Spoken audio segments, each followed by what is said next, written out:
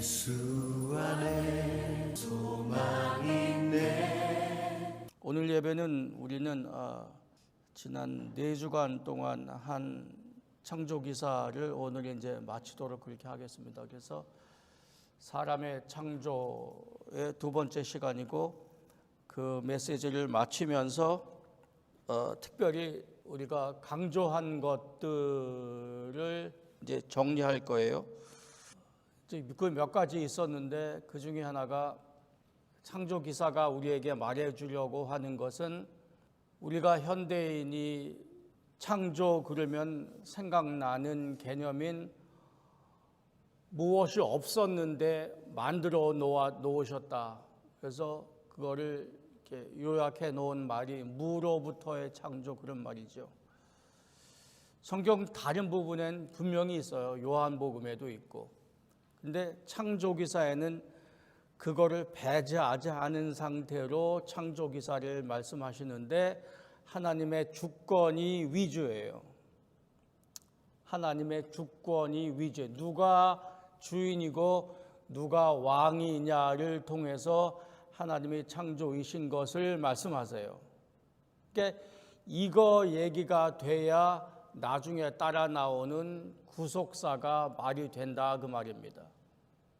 그게 아니고 없는 것에서부터 있는 것을 만드신 것이 주가 되면은 나중에 따라 나오는 구속 역사가 잘 이어지지가 않아요. 그래서 어째 되는 거냐, 이제 얘기가 그렇게 되고 다른 이제 주제로 연결되기가 쉽죠. 그래서 오늘 말씀은 사람의 창조를 중심으로 창조 세계는 공동체로 이루어졌습니다. 이제 그 얘기를 하려고 합니다. 창세기 1장에서 창조된 세상은 모든 것이 연결된 하나의 공동체입니다. 세상 자체가 공동체로 이루어졌어요. 근데 우리가 지금 성경을 읽을 때에 하나님에 대한 신앙을 고백하고 생각할 때에, 신앙으로 살 때에 많이 잊어버리는 것이 이 공동체성입니다. 그러니까 미리 결론을 말씀드리면, 사람은 공동체적으로 세상에 만들어졌고 공동체적인 시각으로 구원되었고 공동체적인 시각으로 지금 살아요. 그러니까 공동체를 떠나서 우리가 사람일 수 없고 구원될 수 없다, 그 얘기입니다. 자, 우리 성경을 먼저 읽을 텐데, 오늘은 같은 우리가 이미 읽었던 창세기 2장 중에서 2장 15절부터 2장 끝까지 읽겠습니다. 여호와 하나님이 그 사람을 이끌어 에덴 동산에 두어 그것을 경작하며 지키게 하시고, 여호와 하나님이 그 사람에게 명하며 이르시되 동산 각종 나무의 열매를 내가 임의로 먹되 선악을 알게 하는 나무의 열매는 먹지 말라. 내가 먹는 날에는 반드시 죽으리라 하시니라. 여호와 하나님이 이르시되 사람이 혼자 사는 것이 좋지 아니하니 내가 그를 위하여 돕는 배필을 지으리라 하시니라. 여호와 하나님이 흙으로 각종 들짐승과 공중의 각종 새를 지으시고 아담이 무엇이라고 부르나 보시려고 그것들을 그에게로 이끌어 가시니 아담이 각 생물을 부르는 것이 곧 그 이름이 되었더라. 아담이 모든 가축과 공중의 새와 들의 모든 짐승에게 이름을 주니라.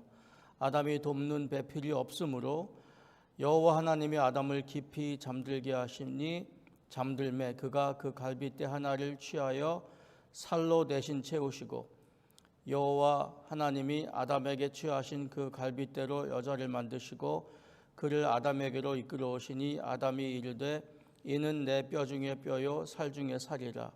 이것을 남자에게서 취하였은즉 여자라 부르리라 하니라. 이러므로 남자가 부모를 떠나 그의 아내와 합하여 둘이 한 몸을 이룰지로다. 아담과 그의 아내 두 사람이 벌거벗었으나 부끄러워하지 아니하니라. 아멘. 기도할까요? 오늘도 주의 말씀을 읽었습니다.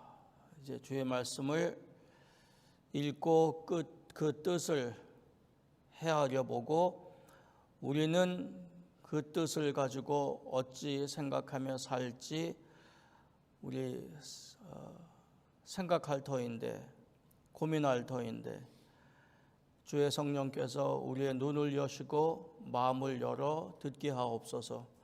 예수님의 이름으로 기도합니다. 아멘. 사람의 모습, 사람의 본성, 우리 세 가지로 이야기했습니다. 하나는 하나님의 형상이고, 두 번째는 흙으로부터 지어졌다 그랬고, 그래서 흙으로 지은 그 생명이 없는 흙덩이에 하나님의 생기를, breath of life를 불어넣으시니까 생령이 된지라 그랬어요. 생령 그러니까 말이 굉장히 어려운데, 생기를 넣으심으로 living being이 되었다 그 말이에요. 흙으로부터 사람의 형체를 만들어서 생기를 넣으시니까 살아있는 사람이 되었다 그랬어요. 그게 히브리 말로 네페스라는 말인데, 사람만 네페스가 아니라 각 동물도 네페스예요. 그러니까 우리가 굳이 생명이란 단어를 사용한다면은 사람은 사람의 본성과 한계를 가진 생명이고, 악어는 악어의 본성과 악어의 한계와 모양을 가진 네페스, 생명이에요. 그러니까 사람만 생명이 아니라 살아있는 생명체라 그 말인데, 사람만 그런 게 아니라 모든 동물, 살아있는 동물들이 다 그렇다 그 말이에요. 그러니까 사람만 네페스가 아니라 구약 성경은 네페스라는 단어를 다른 동물에게도 사용을 하세요. 자, 오늘 주제가 공동체인데, 첫 번째 하나님의 형상. 그러니까 다 줄여서 사람은 하나님의 형상이에요. 하나님은 안 보이시는 순수한 영으로서의 하나님이세요. 우리가 그걸 잘 몰라요, 하나님이 누구신지. 근데 그분의 보이는 모습이 사람이에요. 하나님의 것이 형상화된 모습이 사람이에요. 그러니까 이 말을 잘못하면 이제 그럼 하나님이 사람이란 말이냐? 그 말은 아니지요. 하나님께서 만드셨는데 그 모델을 삼으신 것이 자기 자신이란 말이에요. 그러니까 사람은 이 세상에서 하나님을 형상화하는 수단이에요. 그러니까 사람이 누구냐라는 질문에 대답하려면은 하나님을 먼저 봐야 된다 그 말이죠. 사람만 들여다보아서는 사람이 누군지 모른다 그 말이에요. 물론 사람이 몸을 가졌으니까 몸을 파악하고, 그게 화학적이든지 과학적이든지 역사적인 거든지 사람을 파악하면 사람을 알 수 있는데, 그게 인간의 다가 아니라 성경은 사람을 하나님의 형상이라고 하므로 사람을 온전히 알기 위해서는 하나님이 누군가를 보아야 된다. 그래서 사람이 누군가, 하나님과의 연대성 안에 사람을 보아야 된다 그 말이에요. 그래서 사람은 공동체 안인데 가장 기본적으로 하나님과의 연대성 안에 사람이 누군가를 찾을 수 있어요. 근데 아주 신비롭게도 하나님의 형상이 또한 몸을 가지는데, 이 몸이, 육체가 다른 식물들, 동물들과 또한 연대감을 가져요. 동물들이 흙으로부터 지어졌고 식물들이 땅으로부터 올라왔어요. 그러니까 동시에 우리는 하나님의 형상이면서 동시에 우리는 자연과 연대감을 가지고 만들어졌어요. 그러니까 하나님의 형상으로서, 자연의 일부로서 자연을 다루고 자연을 경험하고, 하나님 창조주의 뜻대로 이 자연 물체가 있는 이 세상을 경험하고 다루고 하나님 뜻대로 사용하고 다스릴 수가 있는 거죠. 우리가 육체가 없고 물체가 없으면 둥둥 떠다니는 영이라면은 이 세상이 어떻게 일부가 되면 이 세상을 다스릴 수가 있겠어요? 그래서 사람이라는 말 단어가 아담이라는 말이 땅이라는 아담아로부터 나왔다 그랬어요. 그래서 생명조차도 하나님께서 창조하신 건데 사람만 생명이 있는 게 아니라 동물과도 생명을 공유한다 그러잖아요. 그러니까 하나님께서 그 생명에 대한 복을 사람 만들기에 앞서 만드신 동물에게 먼저 주시되 생육하고 번성하라 라는 복을 동물에게 주시고 똑같은 복을 사람에게도 주세요. 물론 이제 사람이 다르니까 정복하고 다스려라 하는 소명을 따로 주시지요. 그러니까 이 세상에는 이 연대성을 떠나서 공동체성을 떠나서 홀로 따로 존재하고 홀로 따로 작동하는 게 하나도 없는 거예요. 창세기 1장에서 살펴본 첫째 날 첫 번 3일 동안 하나님께서는 시간과 공간이라는 환경을 만드시고 나중 3일 동안 그것에 필요한 그것에 살 것들을 채우셨어요. 그러니까 빛이라는 것을 담을 시공간을 두시고 빛이라는 것을 발휘할 그 작동하실 해, 달, 별을 두시되 그때 당시의 표현으로 하면은 마치 이 천장에 우리 이 천장에 여러 가지를 붙이듯이 붙여 놓은 것처럼 표현하셨어요. 해, 달, 별을 붙이셔서 그것들이 낮과 밤을 주관하게 하셨어요. 그러니까 해, 달, 별은 낮과 밤과 관련이 되고 하늘과 관련이 되는 거죠. 그러니까 이런 것들을 떠나서 해, 달, 별이 따로 있을 수 없는 거죠. 특별히 하늘을 주관하고 다스리는, 밤을 주관하고 다스리는, 밤을 주관하고 다스리는 이러한 일들, 이러한 기능들이 공동체라는 환경 안에서만 가능해지는 거지요. 근데 창세기 1장의 모든 피조물들은 이러한 환경 안에 만들어져요.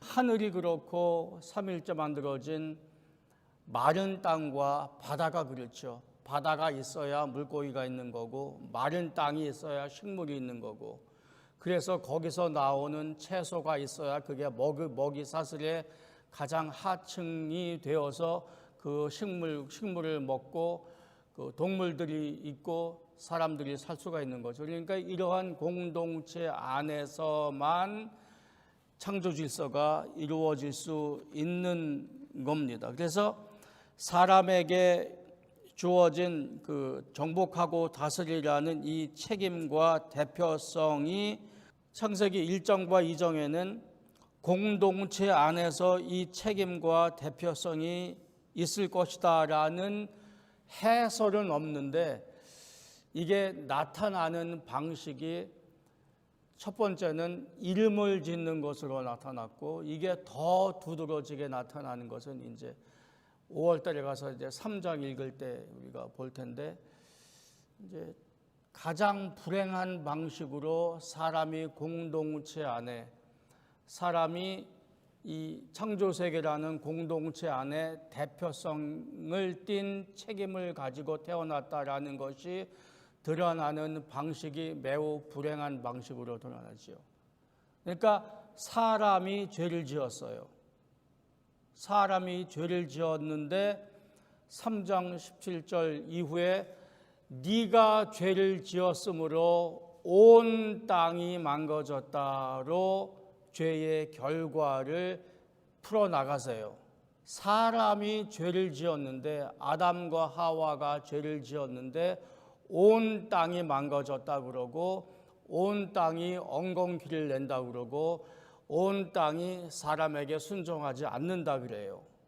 그러니까 이 세상 만물이 하나님의 형상으로 지어진 인간에게 순종하고 순복해서 하나님의 나라가 이 땅에 이루어져 가야 하는데 그러니까 큰 왕이신 창조주께서 작은 왕인 사람을 지어서 그 왕으로 하여금 세상을 다스리게 했는데 그 왕이 망가지니까 다 망가졌다 그 말이에요. 이게 이 말이 어떤 뜻인지 우리가 실질적인 의미를 되새겨야 합니다. 근데 우리는 이러한 공동체적인 생각을 별로 안 해요. 우리가 한국에서 태어날 때는 가족 단위, 우리가 가족 단위가 없다는 얘기는 아닌데, 커가면서 교육받으면서 특별히 미국 와서 살면서 공동체적인 생각보다는 개인주의적인 생각이 우리의 생각을 더 많이 지배하게 된 거예요. 그 지금 우리 사는 삶의 양식이 성경이 쓰여진, 성경이 기록하고 있는 구속사가 이루어지고 있는 양식과 크게 달라요. 보세요. 바울은 누누이 우리를 하나님께서 구원하시되 우리를 하나님 안에서, 하나님께서 우리들을 선택하시고 우리를 예정하셨다고 그래요.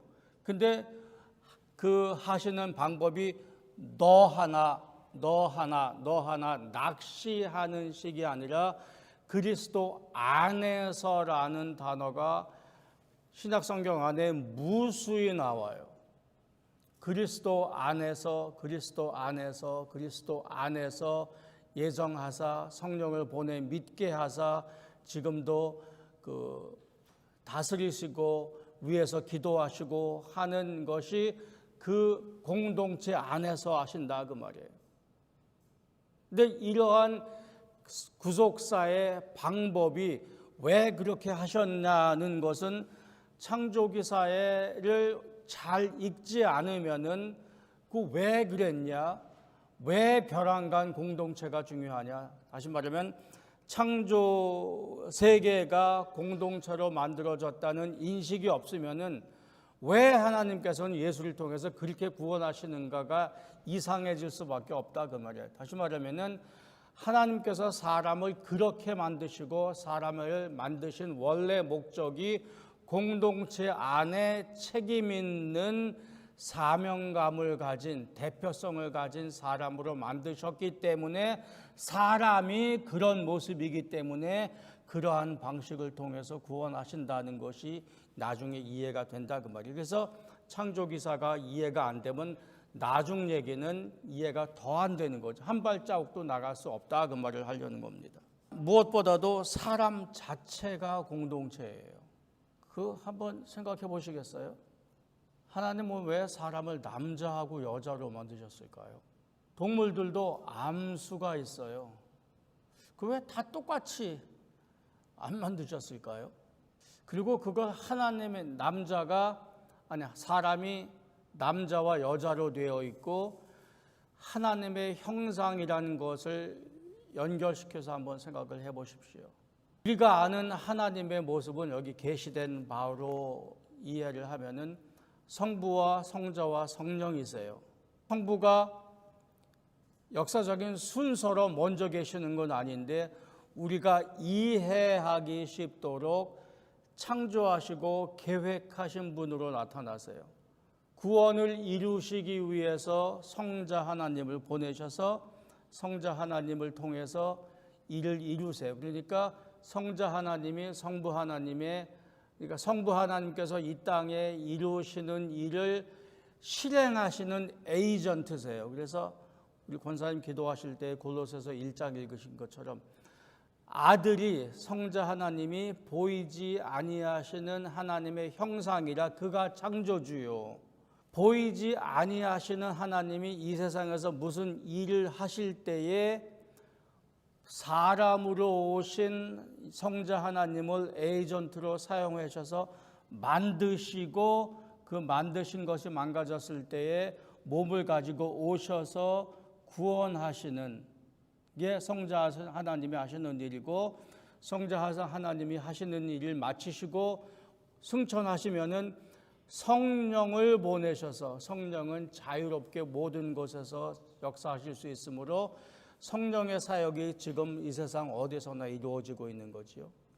그러니까 이 삼위로 계시는 하나님이 사람을 남자와 여자로 지으셨다 그 말이에요. 그리고 남자와 여자를 한 몸이라 그러셨어요.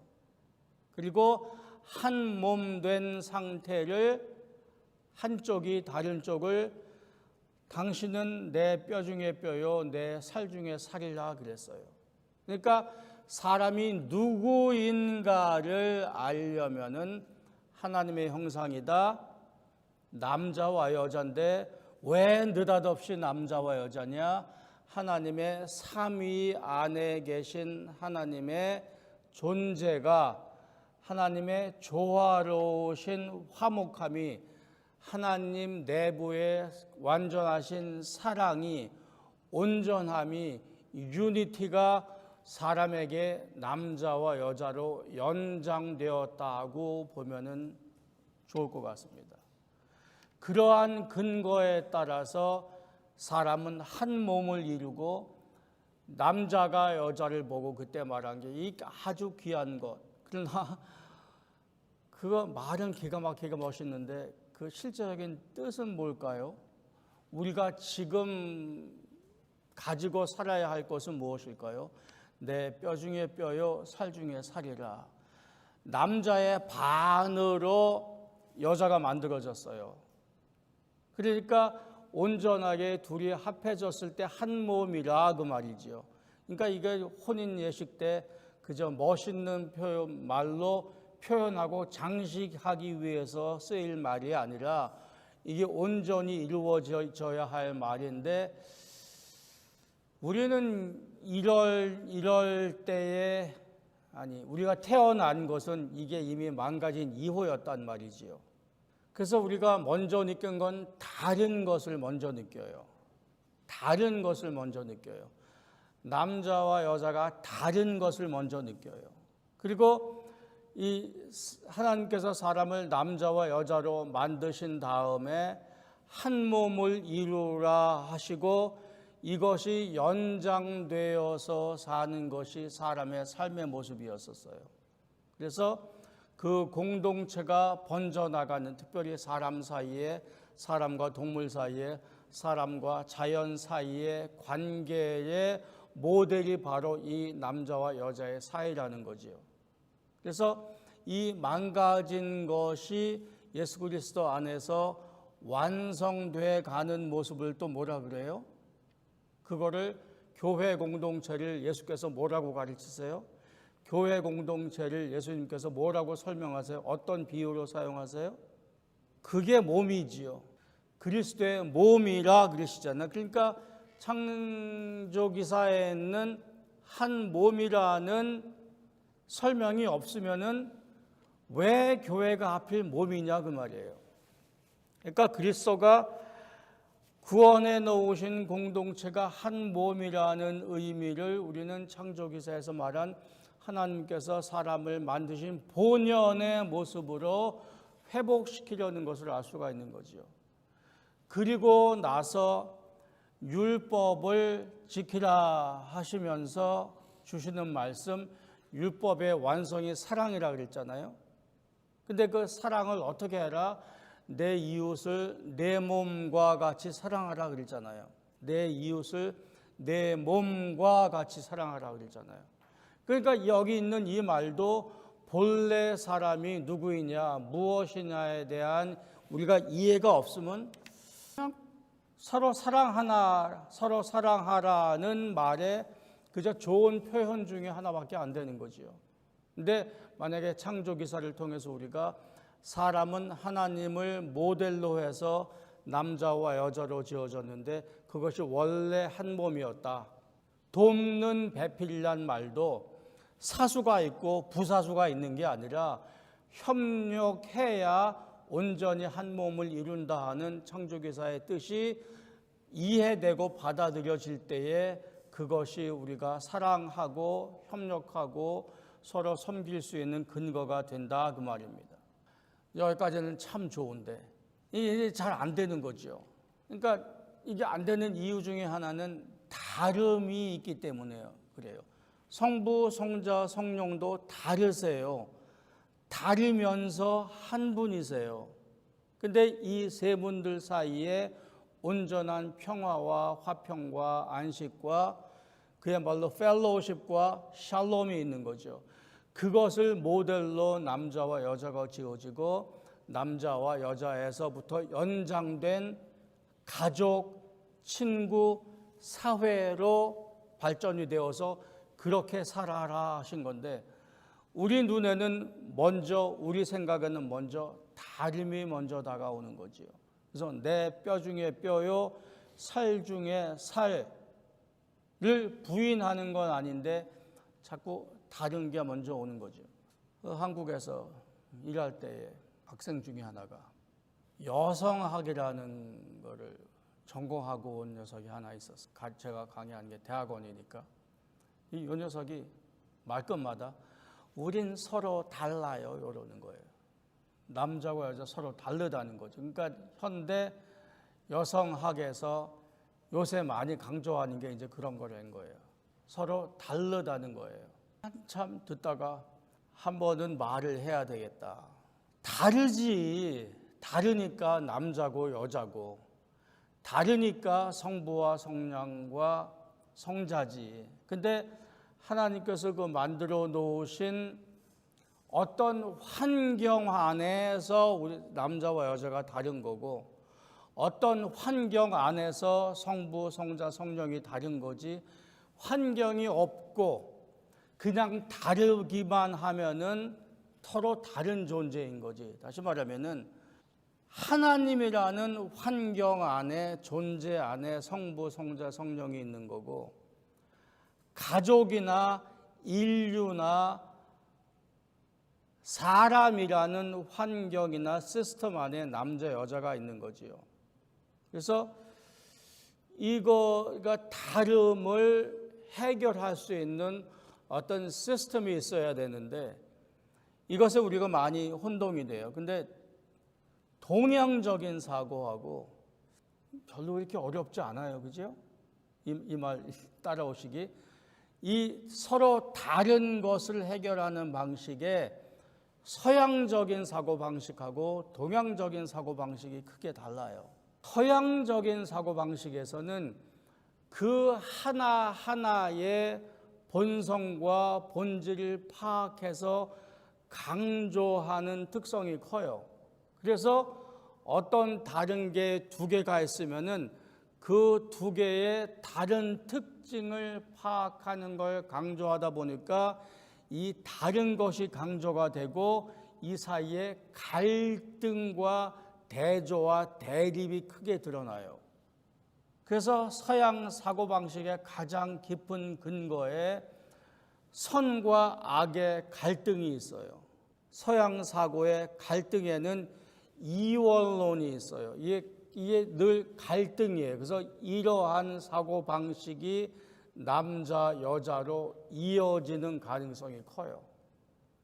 근데 동양 사고방식에는 우리가 태어난 동양 사고방식에는 물론 다른 것이 있는데 이 다른 것을 한 시스템 안에 통합하고 조화하려는 노력을 많이 해요. 그래서 그 태극권이라든지 우리 태극기 문양이라든지 하면은 늘 빨간 것과 파란 것의 관계가 이렇게 이루어졌잖아요. 그래서 돌아가고 움직이고 동양 철학의 말로 하면은 화합하고 통일을 이루려는 노력이 커요. 그래서 서양 철학이 갈등과 대립으로 세상을 바라볼 때에 선한 것과 악한 것의 싸움으로 인간 세계를 보는 거예요. 그럴 때에 동양 철학에서는 여기는 서양 철학에서는 선한 신과 악한 마귀가 있는 거였었어요. 서양 사고방식에는. 동양 철학에는 특별히 신이 없어요. 이 세상은 삶을 움직이는, 세상을 움직이는 조화가 있어요. 그게 음양이지요. 특별하게 악한 존재, 특별하게 선한 존재가 있는 게 아니라 악한 밤낮이 조화롭게 순환되듯이 봄, 여름, 가을, 겨울이 이루어져서 1년을 이루듯이 그게 두 개가 대립하는, 싸움하는, 갈등하는 관계가 아니라 조화되는 관계라는 거예요. 이게 성경을 이해하는데 좀 더 수월해요. 근데 여기다가 이제 아주 선한 신과 악한 존재를 동양 철학이 부인하니까 이제 이게 어려움이기는 하는데, 인류라는 또는 가족이라는 시스템 안에 남자와 여자를 둘 때에 우리는 다름을 해결할 수가 있는데, 적어도 관념적으로 이 다름을 먼저 강조하고 다름이 두드러지다 보니까 필요에 따라서만, 그죠? 이게 다르고 갈등되는 상태에 살기가 어려우니까 거기서 화합을 이루어보자라는 필요에 따른 치료, 필요에 따른 조화로 나아갈 수밖에 없는 거지요. 그래서 원래 상태로 돌아가라는 구속을, 예수 그리스도께서 행하시는 구속을 볼 때 우리는 창조기사를 읽어야 하는데, 이 창조기사의 실질적인 의미가 우리 머릿속에 별로 없다, 이제 그 얘기를 하려는 거예요. 옛날에 신학교에서 선배들 얘기하는 걸 들으면 재밌는 얘기가 많았어요. 그 중에 하나, 어떤 부부가 화장실에 두루마리 휴지가 있잖아요. 근데 남편은 위로 빼고, 그건 잊어버렸어요. 근데 남편하고 아내가 위로 빼고 아래로 뺀대요. 그게 얘기거리가 되더라고요. 그래서 왜 당신은 이렇게 하냐, 이제 얘기가 그렇게 된 거예요. 그 얘기가 여러분도 알고 저도 아는 그분 얘기입니다. 그게 얘기거리가 되는구나. 그 얘기를 들으면서 속으로 생각해요. 이거 소망이 없네. 전화에 대해서도 저게 갈등이네. 또 하나, 갈등이 없는 게 생긴 거예요. 아니, 그런 인식이 없었거든요. 위로 빼건 아래로 빼건 그거 몰랐거든요. 근데 그 얘기를 듣고 나니까 위로 빼는 게 좋은가 아래로 빼는 게 좋은가가 판단을 해야 되고 결정을 해야 되는 거예요. 그게 아무런 상관이 없었는데, 그러니까 갈등 요소가 또 하나가 생긴 거예요. 잘 안 돼요. 내 뼈 중에 뼈요, 내 살 중에 살이요가 2장이에요. 근데 매우 불행하게 바로 이어지는 3장에 아담이 하와를 어떻게 불렀는지 아세요? 2장에서는 내 뼈 중에 뼈요, 살 중에 살이요 그랬는데, 이건 아마 신혼여행 가서 저 멕시코 캔쿤 같은 휴양지에 가서 아마 저녁 잘 먹고 샴페인 잔에 들고 그랬을 거예요. 근데 몇 년 지나고 3장에서 둘이서 어디서 만나냐 하면은 이혼 법정 문 앞에서 만나요. 거기서 아담이 하와를 뭐라고 부르는지 아세요? 하나님 당신이 내게 주어서 함께 있게 한 그 여자 그래요. 이름 부르기도 싫어해요. 이름 안 불러요. 하나님 당신이 내게 주어 함께 있게 한 여자. 누굴 블레임하는 거예요? 하와를 블레임하는 거예요. 그죠? 근데 여기에 앞에도 2장에도 그렇고 3장에도 그렇고 이 여성분은 말이 없어요. 제 느낌에 말이 없으면 더 무서운 거예요. 그래서 우리가 지금 처해 있는 위치는 창조기사 한참 지난 후죠. 죄가 이미 들어오고 그 죄를 해결하기 위해서 예수께서 오셔서 죽으시고 그것이 이루어져가는, 구원이 이루어져가는 때 한 몸 됐다라는 거 우리가 인식하는 때예요. 근데 아직 완성은 안 된 거예요. 그래서 이걸 어떻게 살 거냐. 지금 남녀 관계만 이야기했지만 우리가 살아나가는 이 사회의 사람들 마찬가지예요. 제가 가르치는 학생들, 여러분이 비즈니스 하시면서 만나는 사람들, 병원에서 만나는 사람들, 모든 사람과 관계된 우리가 어떻게 만나는가, 그 관계하는 일이에요. 예수님의 입을 통해서 우리에게 주신 것은 내 몸, 내가 너를 사랑하는 것처럼 이웃을 사랑해라, 이제 그 말이에요. 근데 우리가 이것을 어떠한 식으로 우리가 생각하고 실천할 건가, 우리 생각을 우리가 훈련을 좀 시켜야 해요. 우리가 육체의 엑서사이즈도 잘 안 하면은 이게 잘 작동을 안 하잖아요. 우리의 사고 방식도 신앙으로 엑서사이즈를 안 하면은 생각이 글로 안 가는 거예요. 훈련을 안 해놓으면은 신앙으로 생각이 안 된다 그 말이에요. 그러니까 이렇게 할 수 있어요. 우리가 성경을 읽고 설교를 듣고 성경 공부하고 지금 하고 있는 지금 내가 가지고 있는 신앙을 발전시켜서 좀 더 발전시켜서 밀어서 발전시키고 성숙시켜보자. 하나가 있고 또 하나는 하나님께서 나를 완전한 상태로 이끌 거야. 그리고 그 이끄실 완성된 상태를 때때로 성경에 보여주세요. 그게 하나가 남자와 여자 없이 유대인, 헬라인 없이 종과 자주자 없이 하나이니라. 하나 됐다 그래요. 그 이미 된 상태, 미래의 상태를 가져와서 사는 거예요. 첫 번째 방식, 물론 틀리고 잘못된 거 아닌데 여긴 내 능력이 커요. 내 결심이 크고 내 능력, 내 결심 하지 말라는 게 아니라 그게 이미 내 안에 이루어졌으니 이루어진 상태를 살아라 그 말이에요. 그게 이제 신학의 좀 어려운 말로 종말론적인 삶이에요. 종말론적인 완성이 이미 이루어졌으니 네가 이미 본어게인 되지 않았냐. 너 20년 후에 30년 후에 죽은 다음에 본어게인 할 거 아니지? 성령께서 물으시는 거예요. 구원의 확신 있잖아. 내가 줬잖아. 이미 됐지? 그 된 상태를 여기서 가지고 살기 시작해라 그 말이에요. 그래서 성령께서 우리 안에 와 계신 거예요. 근데 만약에 우리 기독교인으로 사고의 훈련을 아이고 정말로 힘들어 해도 안 돼.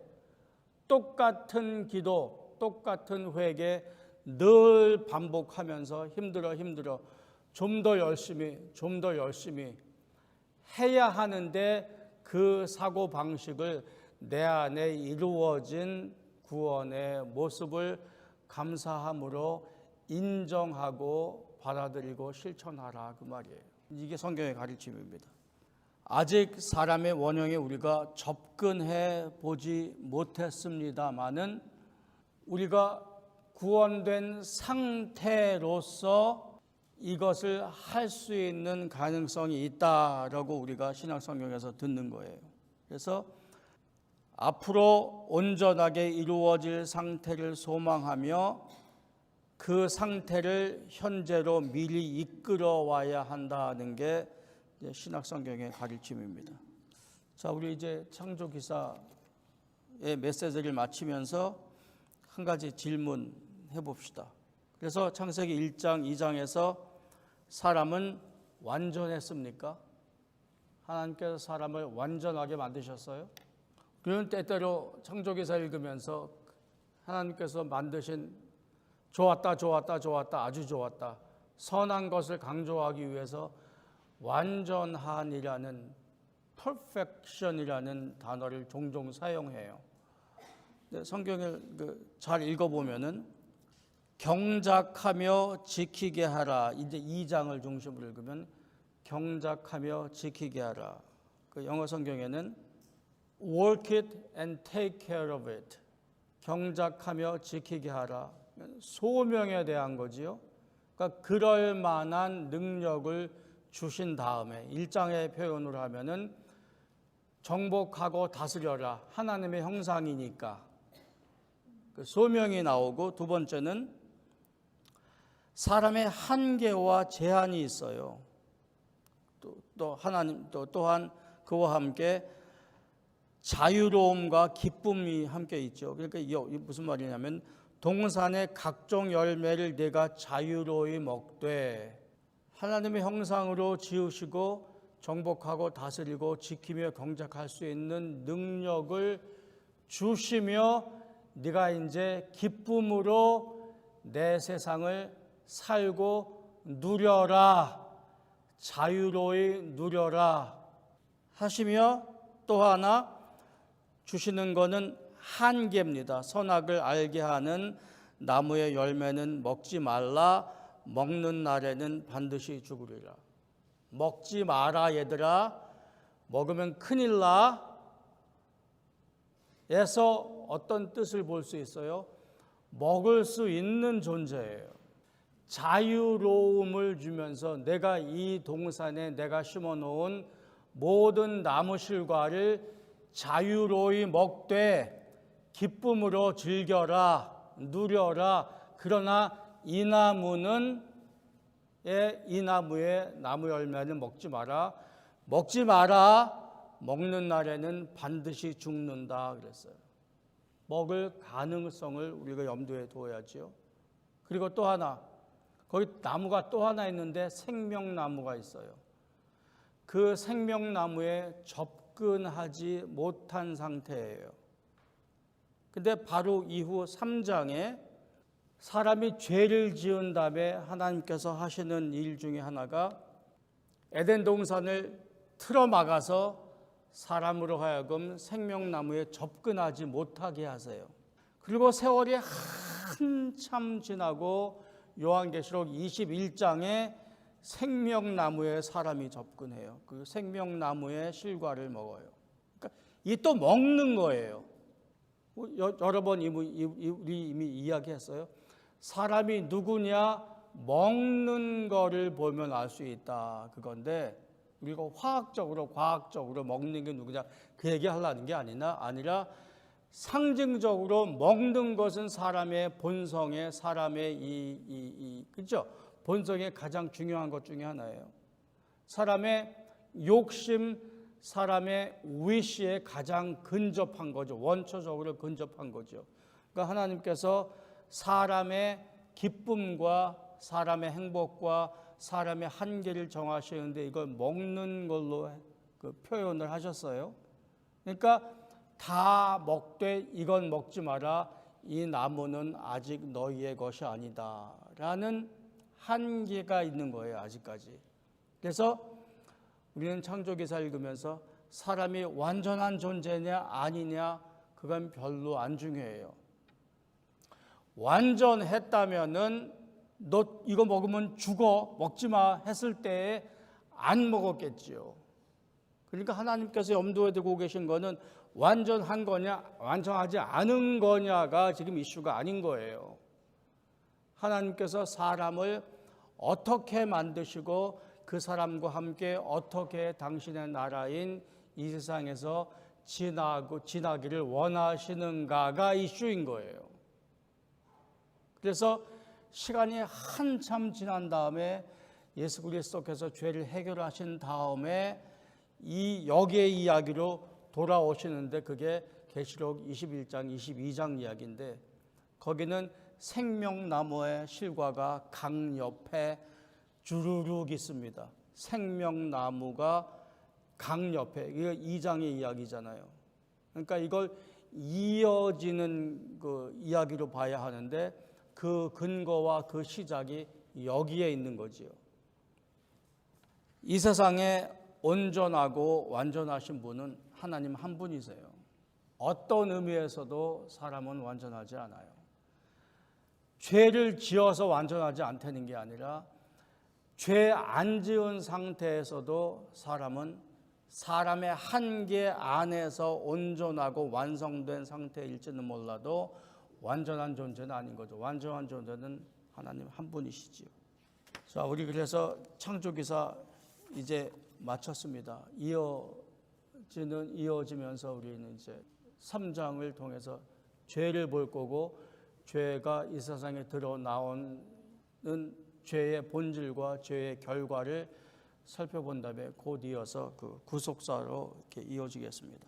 다음 주일은 부활주일입니다. 전에 말씀드린 대로 부활주일 오시기 전에 복음서 중에 한 권 선택해서 한 권 전체 읽으시라 그랬는데 다 읽으셨어요? 다 읽으셨으면 하나 더 읽으세요.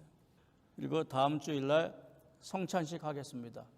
성찬식은 예수님께서 일부러 정해주신 거예요. 별거 아닌데 정해주실 일은 없는 거지요.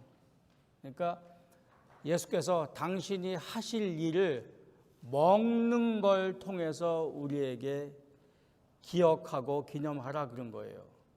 먹는 걸 통해서. 왜냐하면 우리는 먹는 걸 알아요. 그래서 먹어보고 맛보고 경험해서 뭘 기억하느냐? 예수 당신의 죽음과 부활을 기억하라 그 얘기예요. 그걸 이제 다음 주에 할 텐데 그걸 준비하기 위해서 당연히 우리의 삶을 좀 돌아볼 필요 있겠죠. 그래서 그 중에 한 방법으로 우리 복음서 중에 하나 읽으시라 그랬고 매일 조금씩 한번 기도하시지요. 내가 어디쯤 있는지 회개 기도도 하시고 무엇보다도 감사 기도하시고 그래서 이미 예수를 영접하고 그의 성령을 우리 안에 모셨지만은 점검하고 감사하고 다시 영접하는 것은 아니지만은 그래서 함께 사는 그 기쁨을 한번 누려보시기를 바랍니다. 기도하십시다.